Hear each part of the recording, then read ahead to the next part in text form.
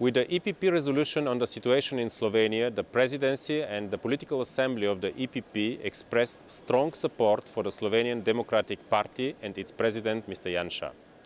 The adopted EPP resolution stressed the need for an impartial and independent judiciary, and in this context called for a swift adoption of GERB lustration laws in member states which have not done yet so.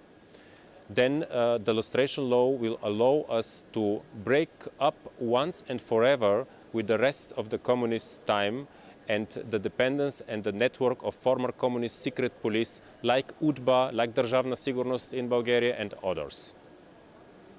We from the EPP hoped that the judicial process against President Janša will be completed with the prescribed term of 3 months, and that the fair trial and presumption of innocence as a fundamental human rights will be guaranteed during the appeal process. The ongoing proceedings should not lead to the exclusion of Mr. Janša from political competition. I strongly agree with the entire text of the resolution because also describes the political situation in other socialist-led member states like Bulgaria, which was former communist countries. For the sake of the integration of our countries in the European Union and in the respect of European values, we cannot allow the socialists, the former communists, to go against basic democratic principles and the rule of law. Therefore, I would like to remind that independence and judiciary means that the other two branches of the government, legislative and executive, should not affect the decision of the courts.